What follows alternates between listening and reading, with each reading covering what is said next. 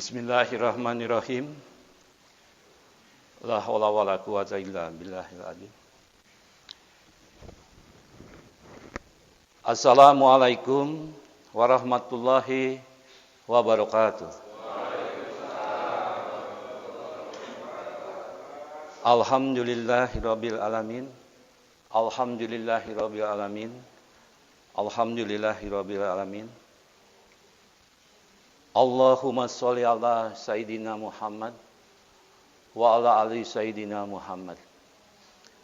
Asyhadu an la ilaha illallah wa asyhadu anna Muhammadar Rasulullah.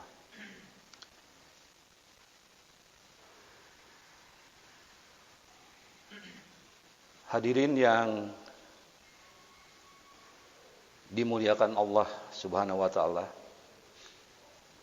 Pertama-tama, marilah kita panjatkan puji dan syukur kehadirat Ilahi Robbi, bahwa atas perkenannya lah pada pagi hari ini kita masih diberi kesempatan untuk menunaikan sholat subuh secara berjamaah, dilanjutkan dengan silaturahmi Ahad minggu ini, tentunya dalam keadaan sehat walafiat. Tidak lupa kita sampaikan salam dan sholawat kepada junjungan kita Nabi Muhammad Sallallahu Alaihi Wasallam. Yang kedua, saya secara pribadi mengucapkan terima kasih kepada Ketua DKM, Bapak Haji Dede Sudrajat, Pak Haji Imron, yang telah memberikan kesempatan kepada saya untuk sama-sama memakmurkan Masjid Baitur Rahmah ini lewat kegiatan-kegiatan yang diselenggarakan. Salah satunya adalah memberi kesempatan kepada warga untuk memberikan ceramahnya lah gitu, untuk memakmurkan masjid ini. Semoga ini menjadi ladang amal ibadah saya secara pribadi. Hadirin yang dimuliakan Allah, Allah Subhanahu wa taala dalam surat An-Nisa ayat 36 berfirman, Bismillahirrahmanirrahim, Wa'budullaha wa la tusyriku bihi syai'aw wa bil walidaini ihsanau wal jahril junubil wasahibi bil jambi wab nisabili wa ma malakat aymanakum innallaha la yuhibbu man kana mahtalan fuhura. Dengan menyebut nama Allah yang Maha Pengasih lagi Maha Penyayang, dan sembahlah Allah, dan janganlah kamu menyekutukannya terhadapnya dengan sesuatu apapun, dan kepada kedua orang tua berbuat baiklah, dan kepada karib kerabat dan anak-anak yatim dan orang-orang miskin dan tetangga dekat dan tetangga jauh dan teman sejawat dan ibnu sabil dan hamba sahaya yang kamu miliki. Sungguh Allah tidak menyukai orang yang sombong dan membanggakan diri. Hadirin yang dimuliakan Allah, kalau kita menyimak surat An-Nisa ayat 36 ini, ada dua dimensi, ada dua adab kita berhubungan. Bagaimana kita berhubungan akhlak dengan Allah yang sering kita sebut, kita kenal, hablum minallah. Dan hubungan dengan sesama yang sering kita sebut dengan hablum minallah. Adab atau akhlak hablum minallah dalam surat An-Nisa tersebut itu ada pemenuhan hak kita kepada Allah untuk mengesakannya dan tidak menyekutukannya. Dan hablum minallas itu hubungan dengan sesama. Itu ada 8 unsur yang disebutkan dalam ayat tersebut. Kedua orang tua berbaik kepada anak yatim, kerabat, dan orang-orang miskin, dan tetangga jauh, teman sejawat, ibnu sabil, hamba sahaya. Pada kesempatan ini saya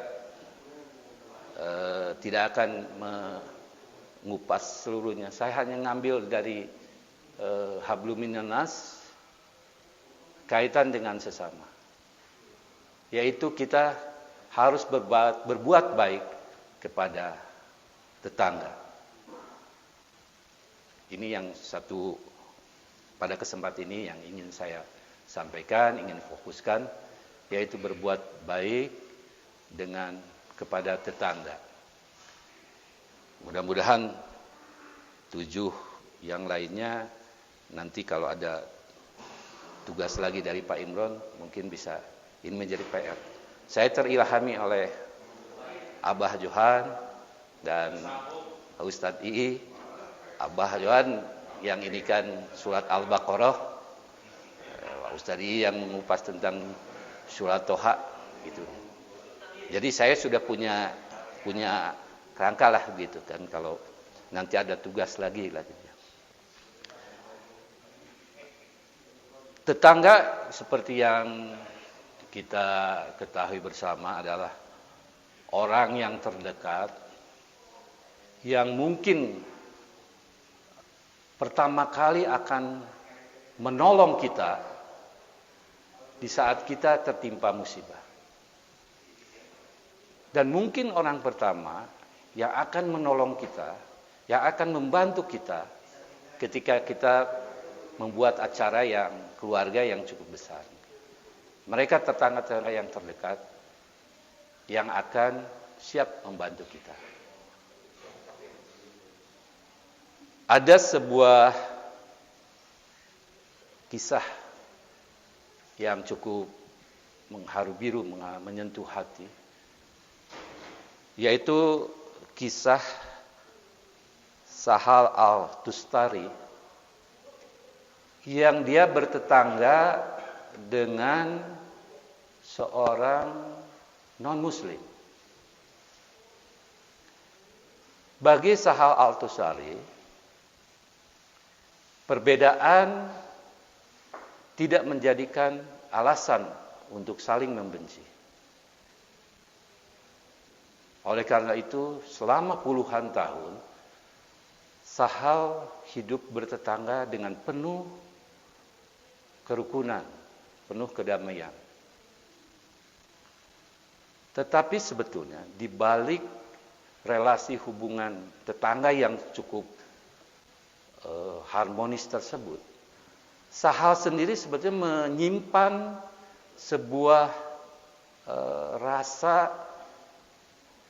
yang dia tidak berani, tidak mau melakukan protes, melakukan keberatan kepada tetangganya.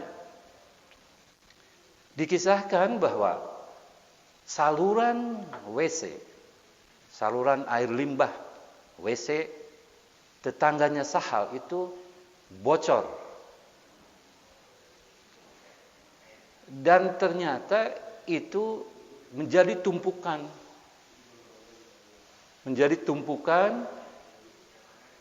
di depan rumah Sahal. Setiap hari, setiap malam, Sahal dengan penuh keikhlasan, dia membersihkan kotoran, limbah perut dari tetangganya tersebut. Dan inilah yang menyebabkan Sahal jatuh sakit. Dan ini baru terungkap ketika Sahal menjelang ajal tiba. Menjelang ajal tibanya, Sahal mengundang tetangganya tersebut. Wahai tetanggaku, dalam pertemuan dengan tetangganya itu,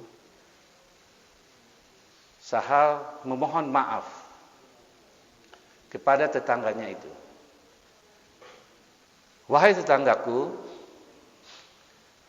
mohon maaf apabila ajal tibaku tiba. Rumah ini akan menjadi milik ahli waris saya. Tentunya ini tidak akan sekuat apa yang saya rasakan selama ini. Sahal mulailah bercerita pada kesempatan tersebut bahwa selama puluhan tahun dia terus membersihkan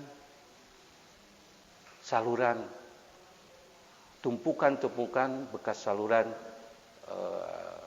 limbah perut dari tetangganya tersebut. Mendengar Sahal baru bercerita itu, tetangganya tidak bisa berkata apa-apa. Dia begitu terkejut, dia tidak bisa berkata apa-apa. Sejenak kemudian, barulah dia bisa berkata-kata. Wahai tetanggaku, puluhan tahun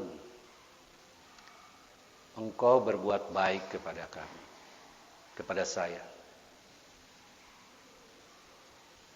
Tapi selama itu juga saya telah berbuat kufur kepada tetanggaku. Wahai tetanggaku,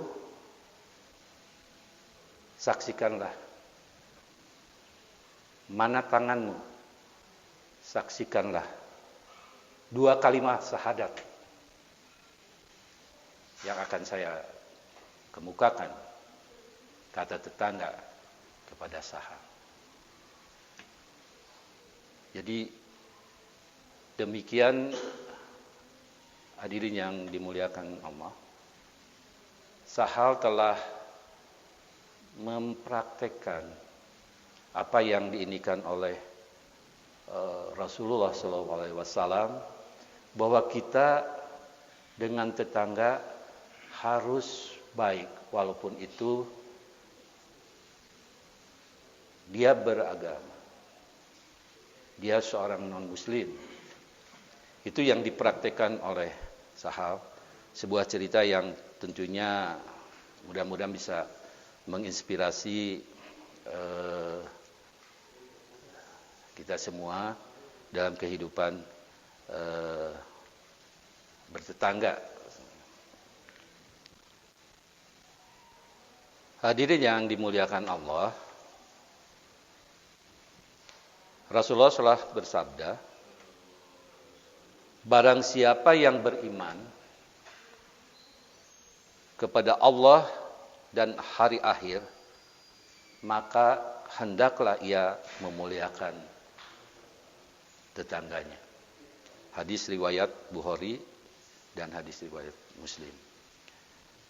Memang dalam kehidupan sehari-hari, kita yang sudah sekian lama bertetangga, kita mengenal beberapa karakter dari tetangga kita.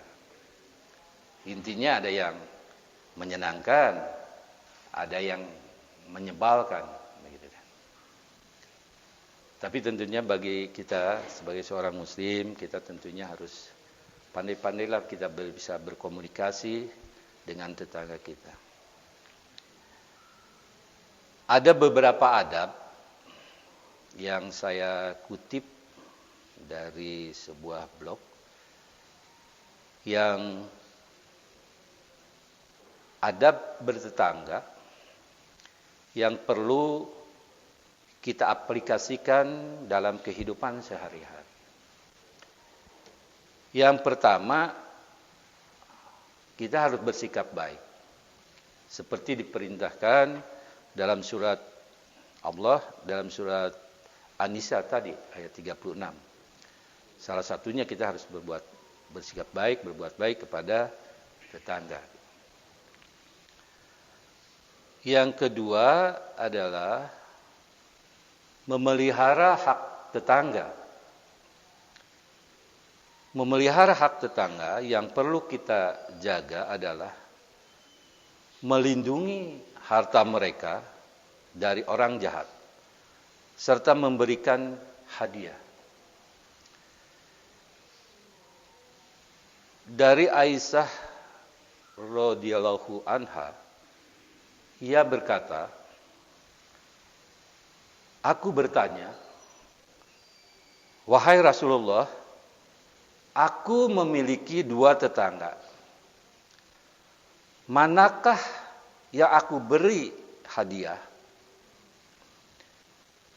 Nabi menjawab, yang pintunya paling dekat dengan rumahmu. Hadis riwayat Bukhari, hadis riwayat Ahmad dan Abu Dawud. Hadirin yang dimuliakan Allah, yang ketiga adalah tidak mengganggu tetangga. Ya biasanya urusan mengganggu ini tadi bisa dari suara, kita terlalu mengeraskan suara musik maupun televisi, yang tentunya bagi tetangga kita akan sangat terganggu istirahatnya. Tentunya secara juga kalau kita membuat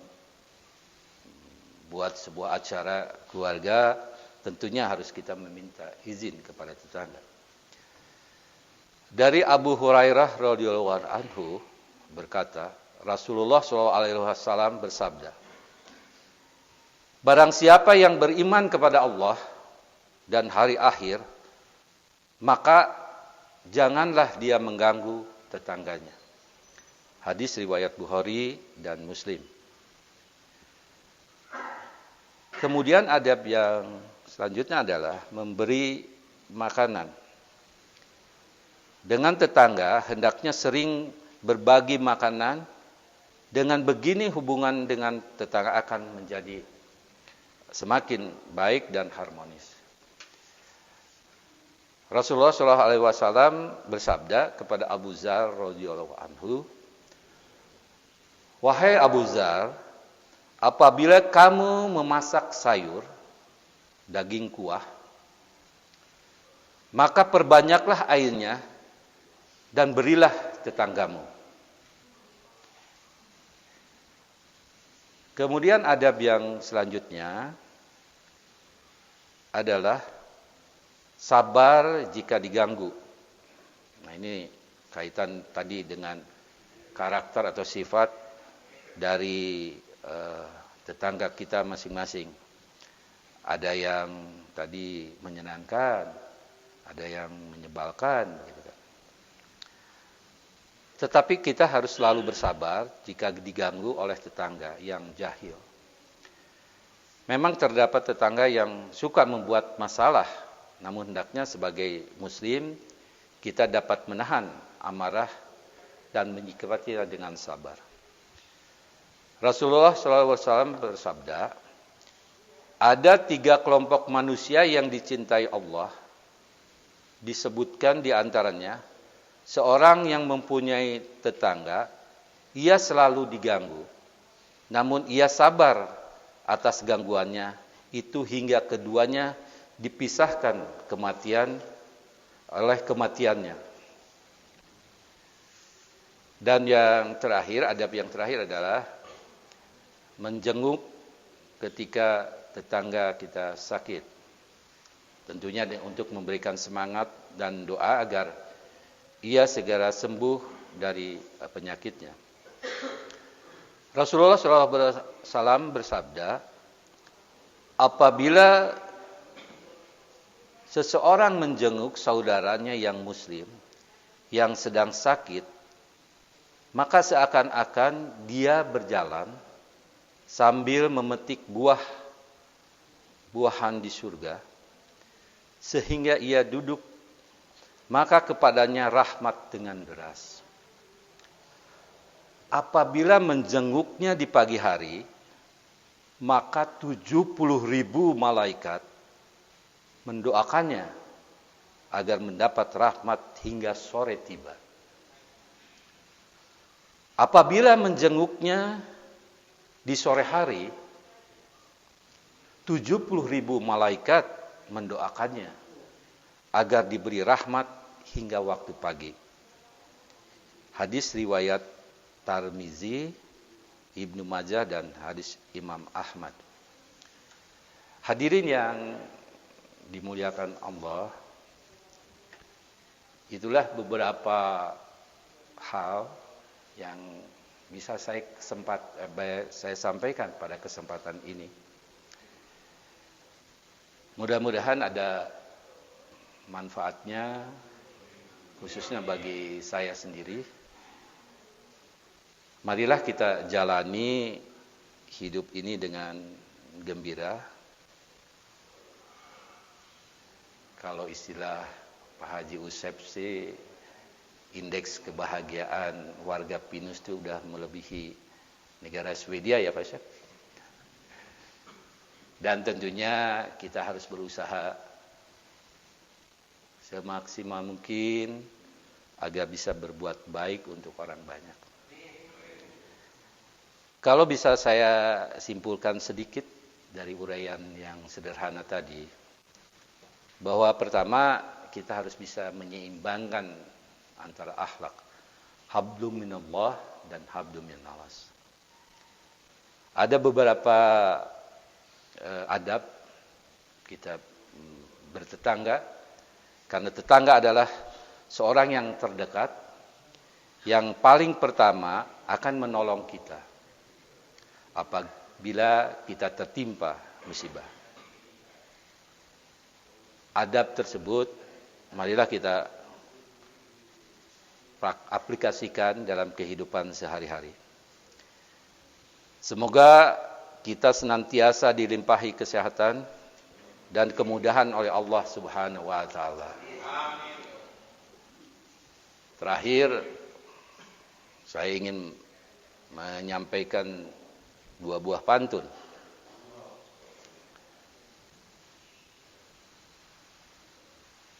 Bunga melati di pekarangan, tumbuh cepat, segera besar. Saya masih banyak kekurangan, maklum, masih tahap belajar. Pak Ahmad ada enggak?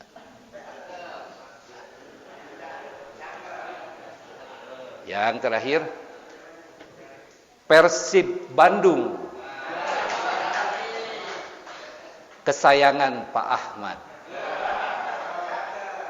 kebanggaan masyarakat Jawa Barat.